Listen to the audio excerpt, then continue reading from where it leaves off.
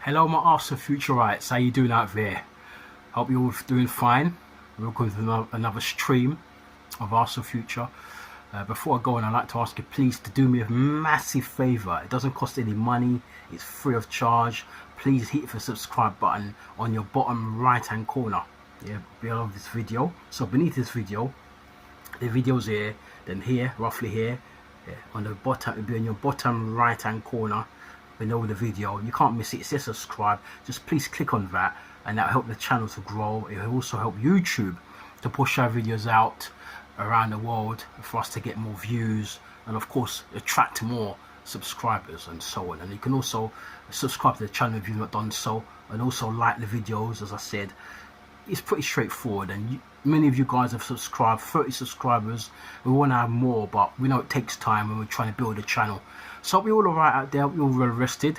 Hope you're doing fine. It's just a quick stream, a quick video about oh my days, I hate talking about this, but Arsenal, in terms of our injuries and the fact that we have to win stuff to keep the likes of Saliba, who's already attracting interest, you know, unsurprisingly, inevitably, from the likes of Real Madrid. And so here we go. We know we're going to play against Spurs in a few days' time. We're playing against Spurs up at the Tottenham Hotspur Stadium on Sunday. We've got already Mikel Merino out injured with his shoulder because in training, big Gabriel Margallis fell on him. I mean, such a freakish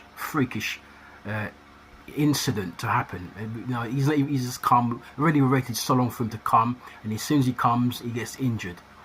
But so now he's out for. I remember that he's out for about 2 months with a shoulder injury. Could be longer. Some say that it could be out until Christmas. I spoke to a former professional footballer who I know quite well. I'm not going to mention his name, and he told me that, you know what, Chris, he could be out until Christmas. Because the shoulder injuries, especially the fact that Gabriel Margallis is a big guy. Mikel Merino is a big guy as well, but Gabri's a massive guy. And you've seen the impact of that shoulder injury. It could take months to heal. And don't forget, not only does it take months to heal, he also has to go back, get rehabilitated, come back into training, get used to playing with the ball again, and get back into the, you know, up to date with training. And that alone is another few weeks. So it could be Christmas before, maybe Boxing Day, because normally when we play Christmas in England, it's normally Boxing Day, or a couple of days before Christmas. But it could be around the Christmas time before we see Mikel Merino playing for us in midfield. And also, not only that, we have injuries, as you know, as I said before in my shorts, to of course our captain Martin Ødegaard, who's got an ankle injury, which he picked up against Austria in Norway's 2-1 win in the Nations League on Monday. So that's a fact, 3 days ago, because now we're in Thursday, the 12th of September. This was 3 days ago, Monday. I know Norway won 2-1, with Haaland scoring a late winner for Norway, but in the process, our captain Martin Ødegaard got injured, ankle injury, and he went down. I don't know if some of you saw the pictures of him going down. He was crying. I can't do it because, I mean, this shirt I've got in here now has got buttons, and I just can't take the buttons out to give you a demonstration. But he went like that. Say that this is his shirt. He went like that. He was crying. He was sobbing.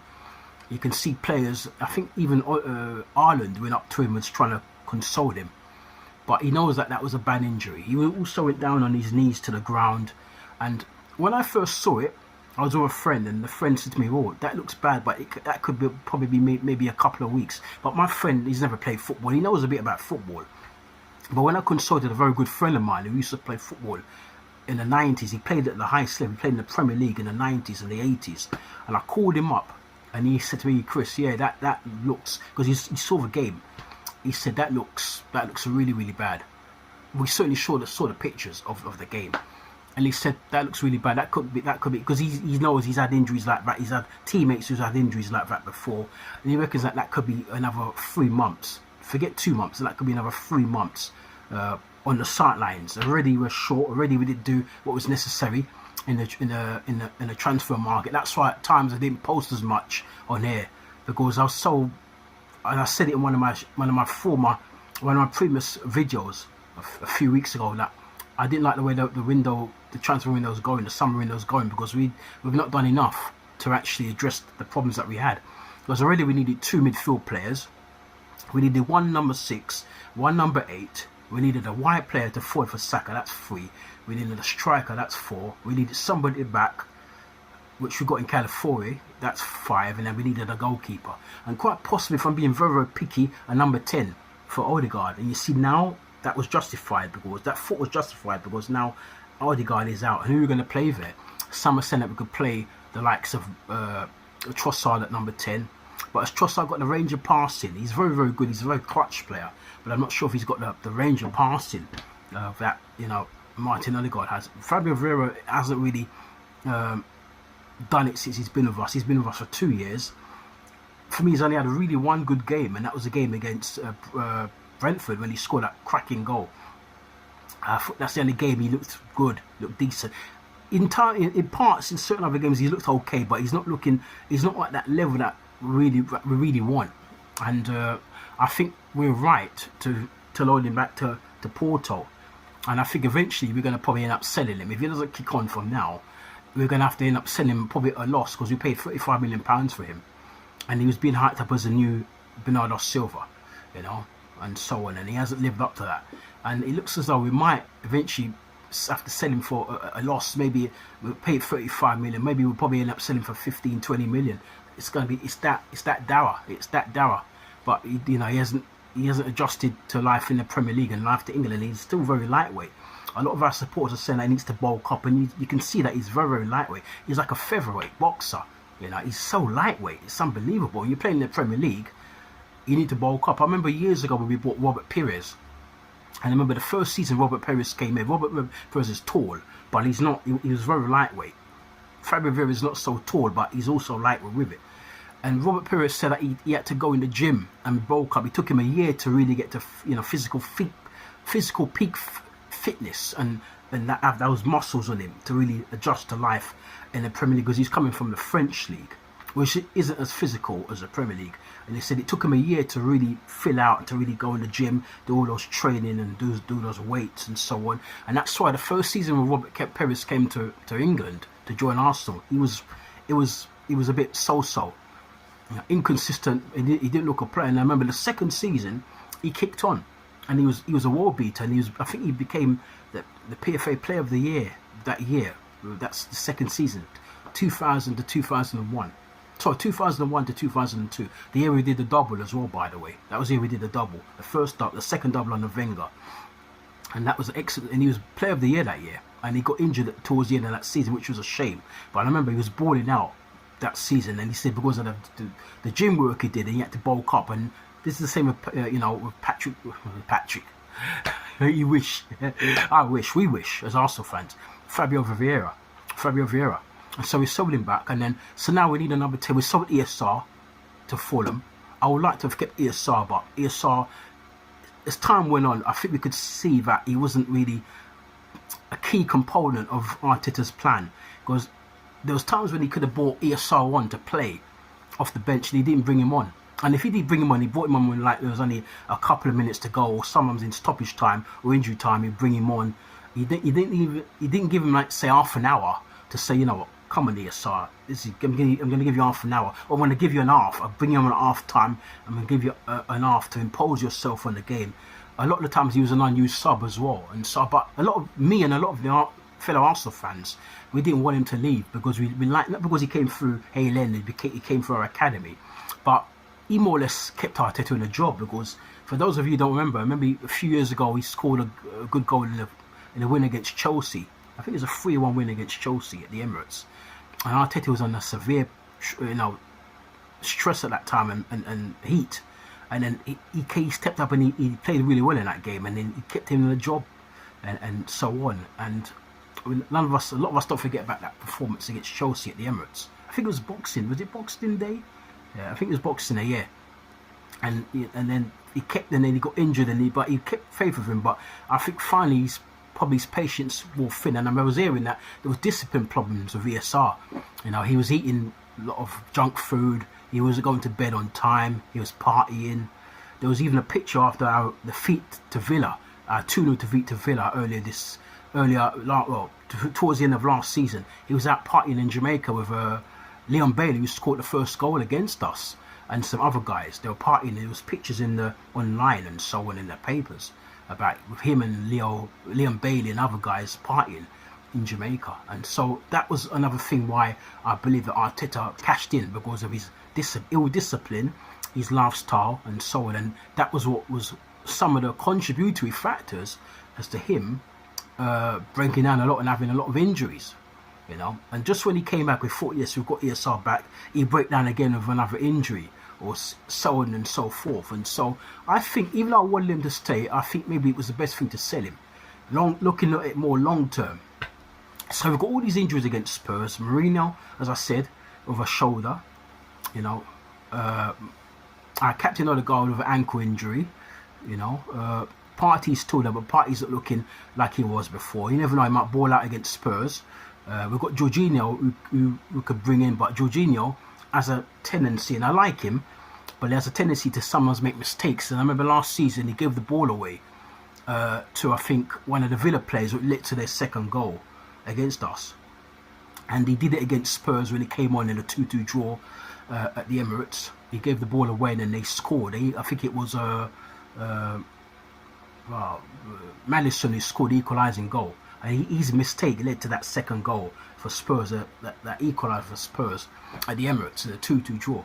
So he does have it, but he also balled out against Liverpool at home where we won 3-1, and against Newcastle where we beat them 4-1. And he played well in those two games. So there's a plus and a minus side to Jorginho, but I like him.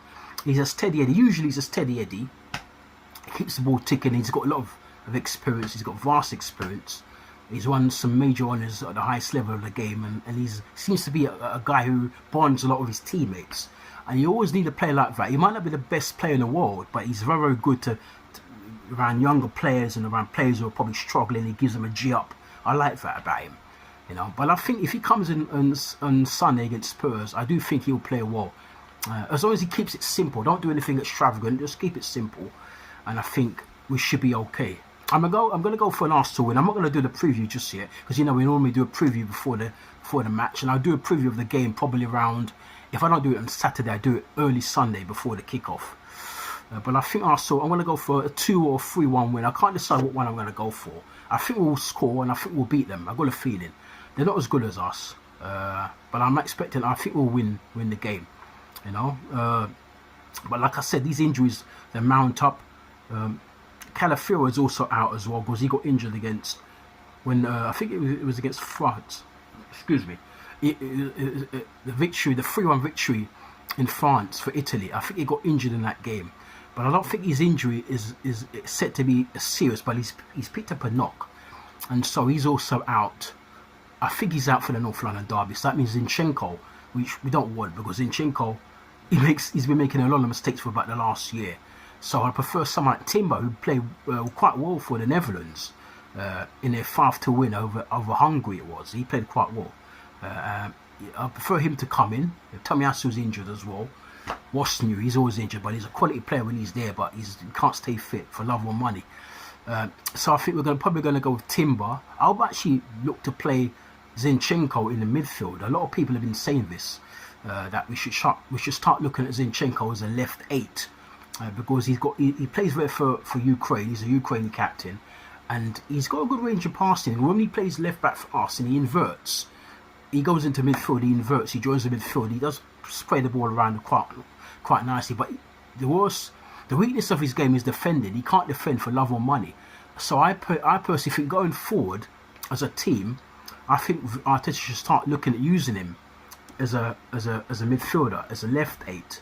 Yeah, he could probably even play as a number 10. So like how Ødegaard is out now, I wouldn't even rule it out that he plays at number 10. But because Spurs are a good team, they're our local rivals. It's a big game because we've got Manchester City after this, so we don't want to lose this game. We don't want to screw up this game. I will just keep it simple and play the guys in their usual positions, but with the exception, of course, we need someone to fill Ødegaard's boots. And this is where Fabio Vieira and ESR would have come in, but we didn't see this coming. And that's why we should have went out and got a couple more players to play in that position. So I don't know who's going to play at number 10. I'm even knowing that Ranieri. A lot of people are calling for Ranieri to play at number 10, but he's young. I don't know if he's ever played there before. He might play there for the youth teams, but this is for the big team now, for the A team. And I personally put Trossard there. I'll put Trossard there and go one side. We've got Sterling now, so I'll play Sterling. I'll play Sterling on the left because he could play the left or the right. I'll play Sterling on the left, yeah, and I'll play Saka on the right. Yeah, and I'll play. But when the game comes closer, I'll give you my team. But for now, I'll play Sterling on the left, Saka on the right, and I'll play Trossard in the number 10. Or alternatively, we could play Havertz there because Havertz was there, played very lot for Leverkusen when he was younger, and that's what made a lot of the top teams in Europe, us included, and Chelsea, who went to before us, and even the likes of, I heard that even Barcelona were looking at Real Madrid. He played as a number 10. Yeah, that's where he started with as a kid, number 10. So maybe he might fancy playing there again. For this just until Ødegaard is out, until Ødegaard comes back, he could play there. Maybe they could take it in turns playing Ødegaard there. Sorry, Ødegaard. Playing Havertz there, or then taking out Havertz, swapping it over with maybe Trossard. You know, Trossard could probably play there. You know, I don't think Thomas Partey's a number 10 or attacking 8. I don't think he's more of a 6. Declan Rice is more of a 6 as well, but I think Declan Rice could go forward more. But they're saying that, and from what I'm seeing, I think his passing is not quite up to scratch. But he's winning the ball back. His combative play is excellent. But in terms of driving the team forward and creating and breaking the lines of the opposition's defence, I think for that role at the moment, the only two players I could think of is Trossard and Havertz. I can't think of anybody else. And Ranieri is too young at the moment. I think it's too much of a risk to put him there in a North London derby at their place. And again, that we need to win because Man City are next. And if we lose this game and against City, the title is already off because City are just too good. You don't want to give City a 10-point start, 8-point start. You don't even want to give them a 1-point start. So we need to try and win the game against Spurs and do our very best. We're praying. Do our very best to get a point up at City, or if we can win, be even better. But at the moment, I'm not sure if we can win that game. Haaland is looking on form. He's looking hot like a fire. All the players are looking on it, and I still think City have got another few levels to go, but they're really looking so good. And so let's just see what happens. We're going to do a preview of the match when it comes around. As I said, don't forget to smash a like on this video, subscribe please if you can, and we thank you so much for your listening pleasure and for your listening attention. You know, share the videos if you can, leave your comments because we want to hear from you. A lot more content coming your way. Channel changes, as I keep mentioning. Everything takes time, but we're going to get there, and I'm hoping by this year, I'm hoping by this time next year that the channel will be gone into orbit. It's a bit like when Arteta said the project is going to go bang, or the project, is it the project? Yeah, the project, yeah. The process is going to go bang. Well, at the moment, it's not quite gone bang, it's banging, but it's not quite bang because we've not won a Premier League, we've not won even an FA Cup, we've not won a Carabao Cup, we've not won a Champions League. So let's see what we do at the end of the season. But I want this channel to go bang. Within the space of a year from now, a year and a half, I want it to go into orbit, and everything's going to be changed. We're going to get live streams, live watch-alongs, and we're going to try our best to make it, bring up the path of some of the real elite Arsenal fan channels. Not just Arsenal fan channels, but fan channels from other teams in general up there. So you take care of yourselves. And once again, before I go, I'd like to say thank you to Caroline and Lawrence from America, who sent me a wonderful message saying that she likes the channel. And I said if she sent me a message, I was going to give her a big shout out. So I say big up to Caroline Lawrence from America and her daughter, who's always bigging me up on Facebook, on Instagram. Thank you so much. So all of you, Chrissy B loves you, or Chris loves you, Arsenal Future loves you. You take care, and adios. Bye-bye.